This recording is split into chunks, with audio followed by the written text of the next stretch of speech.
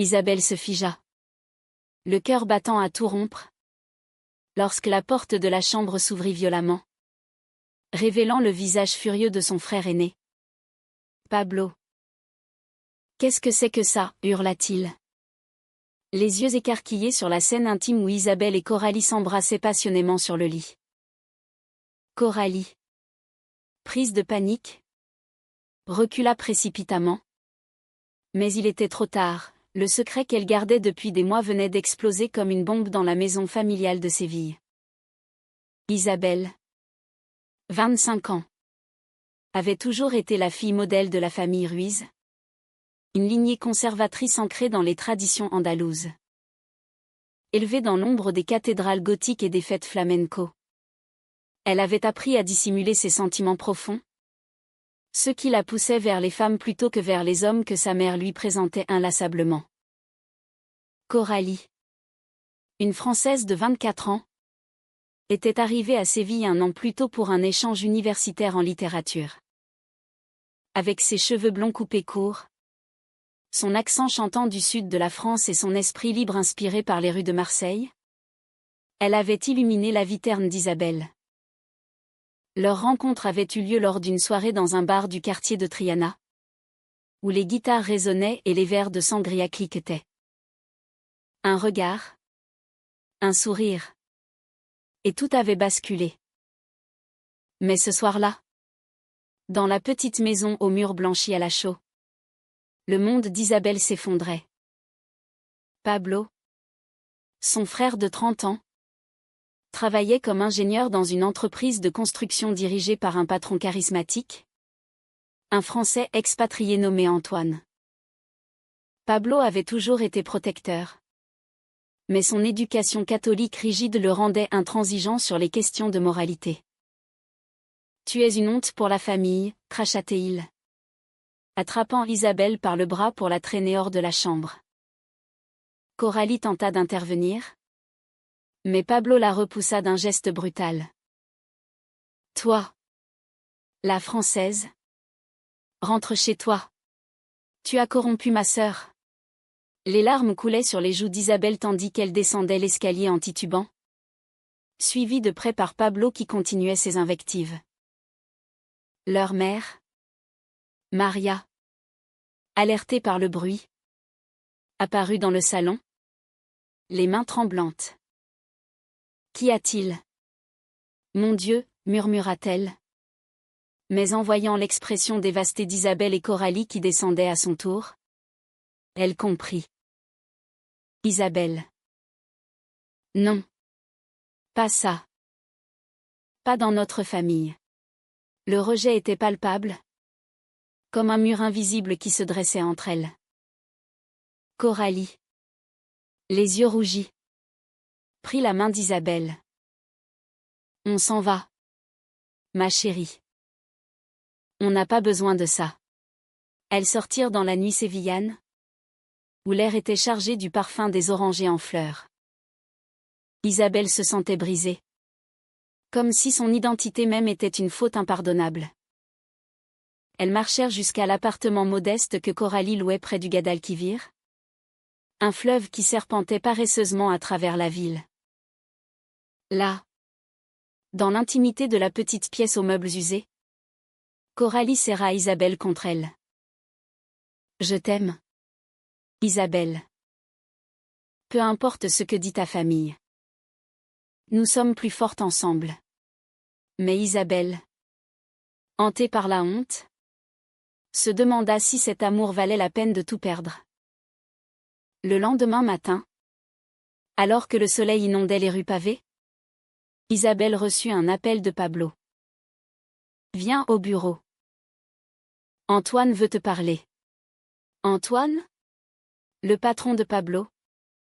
Cet homme d'affaires français qu'elle n'avait rencontré qu'une fois lors d'un dîner d'entreprise. Pourquoi voudrait-il s'impliquer ? Intriguée et effrayée, Isabelle accepta. Coralie l'accompagna jusqu'à l'immeuble moderne en périphérie de la ville, où l'entreprise construisait des ponts et des routes reliant l'Espagne au reste de l'Europe. Antoine les reçut dans son bureau spacieux, avec vue sur les collines andalouses. Âgé d'une quarantaine d'années, avec des cheveux noirs courts et un sourire chaleureux, il incarnait l'élégance française mêlée à l'énergie espagnole. « Asseyez-vous.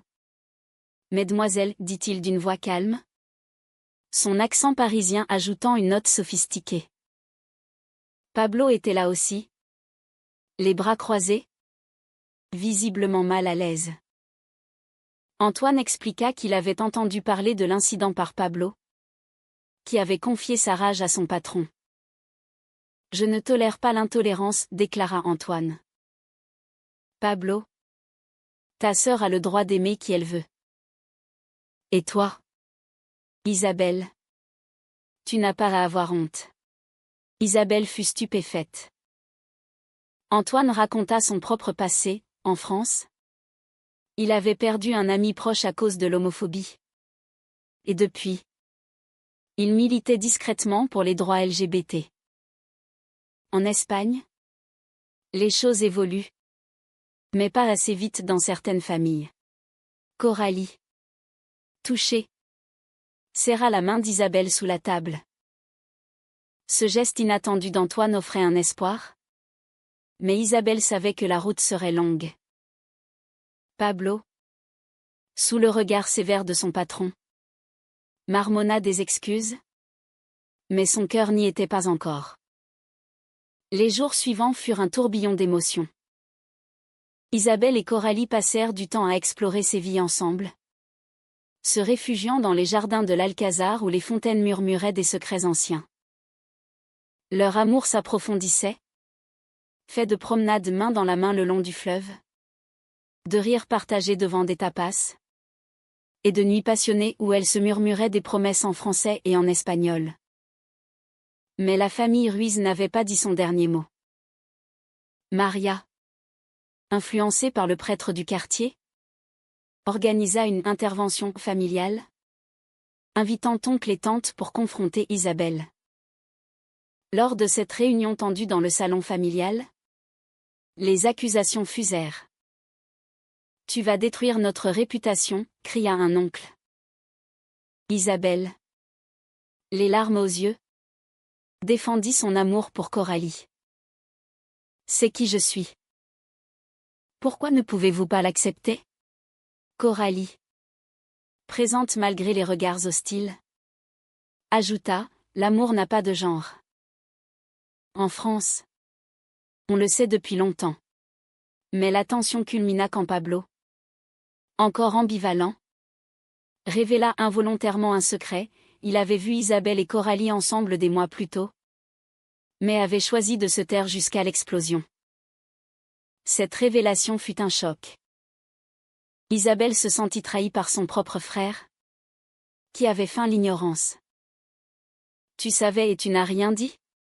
Puis tu me juges maintenant » hurla-t-elle. Pablo baissa la tête, murmurant, « J'espérais que ça passerait. » La soirée se termina en chaos. Isabelle et Coralie partant en claquant la porte. Dehors, sous les étoiles andalouses, Isabelle s'effondra dans les bras de Coralie. « Comment vais-je survivre à ça ? » Antoine, informé par Pablo, contacta Isabelle le lendemain. « Viens travailler pour moi. J'ai besoin d'une assistante bilingue. » C'était une bouée de sauvetage. Isabelle accepta, voyant là une chance de s'affirmer. Coralie, de son côté, prolongea son séjour en Espagne, enseignant le français dans une école locale. Leur relation fleurissait, mais les ombres du passé planaient. Les semaines passèrent, et Isabelle s'intégra à l'entreprise d'Antoine. Son bureau, rempli de plans architecturaux et de maquettes de ponts, devint un refuge. Antoine, mentor inattendu, partageait des histoires de sa vie en France, où il avait grandi dans les vignobles de Bordeaux, apprenant la tolérance auprès d'une mère artiste. La vie est comme un pont. Isabelle, il faut le construire solide pour traverser les tempêtes.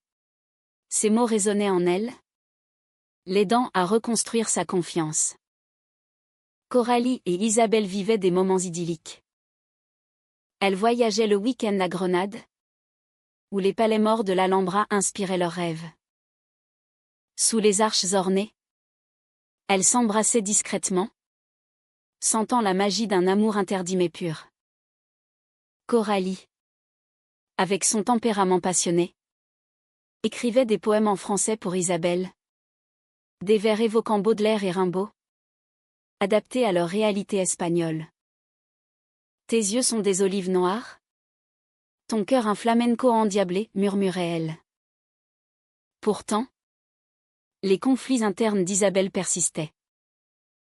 La honte inculquée par son éducation la rongeait.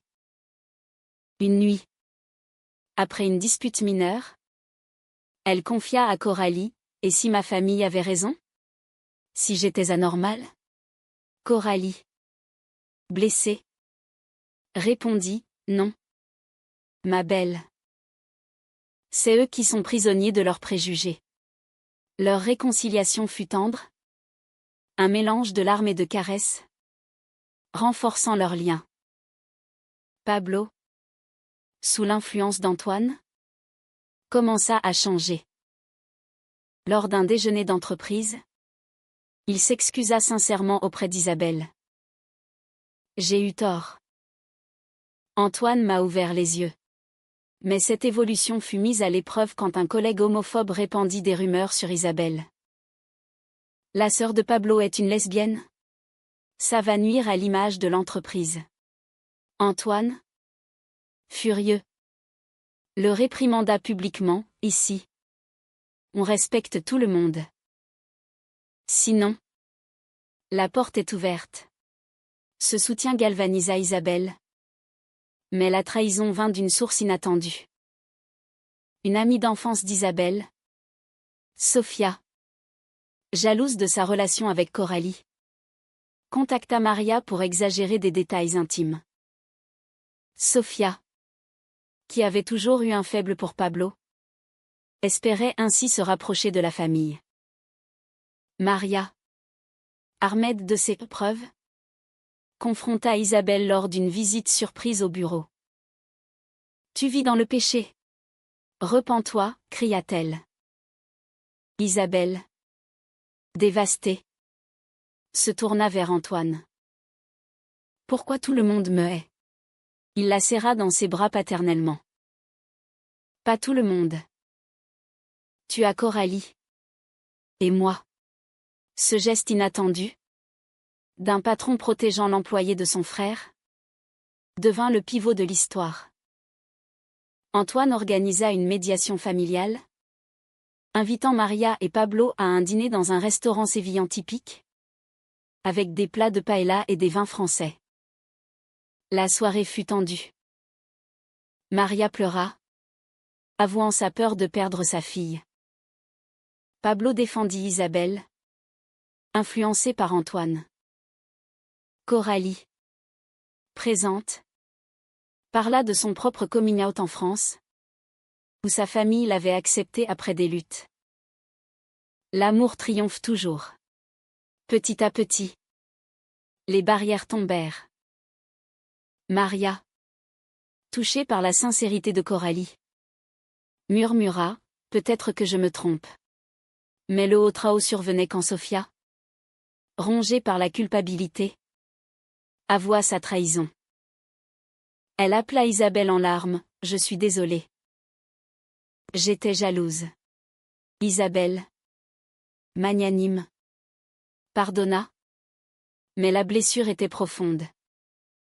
Cela renforça son amour pour Coralie, qui devint son ancre dans la tempête. Les mois suivants virent une évolution. Isabelle et Coralie planifièrent un voyage en France, pour visiter Marseille, la ville natale de Coralie. Là, dans les calanques rocheuses, elles se promirent fidélité éternelle. Peu importe les obstacles, nous serons ensemble, jura Coralie. Isabelle, libérée de sa honte, répondit, « Oui. Mon amour. De retour en Espagne, Antoine promut Isabelle, reconnaissant son talent.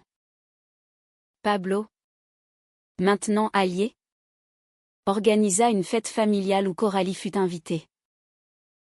Maria, encore hésitante, fit un effort pour l'accueillir. Bienvenue, Coralie, dit-elle. Un sourire timide aux lèvres. Pourtant, un nouveau conflit émergea. Coralie reçut une offre d'emploi en France. Un poste de professeur à Paris. C'est mon rêve. Mais je ne veux pas te quitter. Isabelle, déchirée, encouragea, vas-y. Nous trouverons une solution.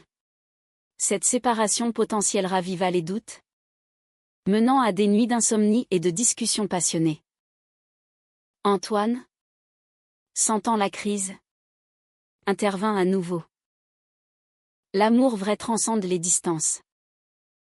Et si Isabelle venait avec toi? L'idée germa. Isabelle demanda un transfert dans une filiale française de l'entreprise. Antoine, avec son réseau, arrangea tout. Considérez ça comme mon geste pour l'amour. La décision fut prise. Isabelle et Coralie préparèrent leur départ, emportant avec elles les souvenirs de Séville, les fêtes de la feria, les processions de Semaine Sainte et les nuits sous les étoiles. Pablo et Maria, réconciliés, vinrent les saluer à l'aéroport. Reviens-nous vite, murmura Maria, embrassant Coralie sur la joue. À Paris, Isabelle et Coralie s'installèrent dans un petit appartement du Marais, quartier historique aux rues pavées et aux cafés animés. La vie française, avec ses baguettes croustillantes et ses discussions philosophiques, infusa leur relation d'une nouvelle énergie. Coralie enseignait à la Sorbonne, partageant sa passion pour la littérature romantique, tandis qu'Isabelle travaillait pour la branche parisienne de l'entreprise d'Antoine, concevant des projets d'infrastructures durables. Mais l'adaptation n'était pas facile. Isabelle manquait l'Espagne, ses soleils ardents et ses familles bruyantes. Paris est belle, mais Séville est dans mon sang, confiait-elle à Coralie lors de promenades le long de la Seine. Coralie, compréhensive, organisait des soirées espagnoles avec des amis, où le flamenco rencontrait le jazz français. Leur amour s'approfondissait, fait de routines tendres, petit déjeuner au lit, visite de musées comme le Louvre, où elles admiraient les statues grecques en se tenant la main. Pourtant, une ombre plana, la trahison passée de Sophia ressurgit quand celle-ci envoya une lettre anonyme à l'entreprise d'Isabelle, accusant faussement Coralie d'infidélité. Elle te trompe avec une collègue, disait la missive. Isabelle, hantée par ses insécurités, confronta Coralie. Est-ce vrai? Coralie, outrée. Nia, jamais. C'est Sophia qui cherche à nous détruire. La dispute fut violente. Des mots durs fusèrent, rappelant les conflits familiaux. Isabelle, seule dans les rues pluvieuses de Paris, appela Antoine. Tout s'effondre à nouveau. Antoine, de retour en France pour affaires, la rejoignit dans un café. La confiance est fragile, mais réparable. Parle-lui. Son conseil, empreint de sagesse humaniste, rappela à Isabelle les valeurs françaises de liberté et d'égalité. La réconciliation fut émouvante. Coralie, en larmes, montra des preuves de son innocence. Je t'aime plus que tout. Elles passèrent la nuit à se redécouvrir, leur passion ravivée par la crise. Ce haut trao renforça leur lien, transformant la trahison en opportunité de croissance. Pablo, visitant Paris, apporta des nouvelles de Séville. Maman s'est adoucie. Elle lit des livres sur l'homosexualité. Cette évolution toucha Isabelle, qui organisa un appel vidéo familial. Maria, les yeux humides, dit « Je suis fière de toi, ma fille ». Le pardon familial, lent mais sincère, guérit les blessures. Antoine, devenu un ami proche, invita le couple à un week-end dans sa maison de Bordeaux. Là, au milieu des vignes, ils discutèrent de l'avenir. L'amour est un vin qui se bonifie avec le temps, philosopha Antoine. Coralie et Isabelle, inspirés, décidèrent de se marier civilement en France, où le mariage pour tous était légal. La cérémonie fut intime, dans une mairie parisienne ornée de fresques. Pablo et Maria vinrent, marquant la réconciliation complète. Antoine fut témoin. Son geste inattendu scellant son rôle de protecteur. « Vous êtes ma famille élargie », dit-il. Mais le destin frappa, Coralie fut diagnostiquée avec une maladie auto-immune mineure, nécessitant un traitement. Isabelle, paniquée, resta à ses côtés. « Je ne te quitterai pas. » Cette épreuve testa leur résilience, mais elles en sortirent plus fortes, avec l'aide d'Antoine qui offrit un soutien médical via ses contacts. De retour à la vie quotidienne, Isabelle écrivit un journal, réfléchissant sur son parcours, de la honte à l'acceptation. L'amour n'est pas une faute, c'est une force. Coralie, guérie, reprit son enseignement, incorporant des thèmes LGBT dans ses cours. Un an plus tard, elles retournèrent à Séville pour les fêtes. La famille Ruiz les accueillit chaleureusement. Pablo, promu grâce à Antoine, organisa une fête où Coralie dansa le flamenco avec Isabelle, sous les applaudissements. Maria, émue, serra Coralie dans ses bras. « Merci d'aimer ma fille. » Les années passèrent, et l'amour d'Isabelle et Coralie s'enracina comme un olivier andalou. Elles alternaient entre Paris et Séville, construisant une vie biculturelle riche en émotions. Isabelle, promue directrice de projet, voyageait pour l'entreprise, tandis que Coralie publiait un roman inspiré de leur histoire, Les Ponts de l'amour, un best-seller en France et en Espagne, prônant la tolérance. Les conflits passés devinrent des leçons. Sophia, repentante, recontacta Isabelle pour s'excuser sincèrement. « J'ai appris de mes erreurs. » Isabelle, dans un geste humaniste, l'invita à un café, fermant le chapitre de la trahison. Antoine, retraité, écrivit ses mémoires, dédicaçant un chapitre à Isabelle, le geste inattendu qui change une vie. Son rôle de mentor avait transformé non seulement Isabelle, mais toute la famille. Un jour, lors d'une manifestation pour les droits LGBT à Madrid, Isabelle et Coralie défilèrent main dans la main, Pablo et Maria les rejoignant. « Nous sommes avec vous », dit Maria. Un arc-en-ciel peint sur la joue. Ce moment symbolisa le triomphe sur l'intolérance.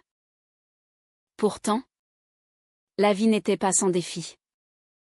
Isabelle affronta une discrimination au travail en Espagne, mais avec le soutien de Coralie et Antoine, elle gagna un procès, devenant une figure locale pour les droits des femmes LGBT. Leur relation, profonde et romantique, culmina dans l'adoption d'une petite fille, Elena, d'un orphelinat espagnol. Elle aura 2 mamans aimantes, déclara Coralie.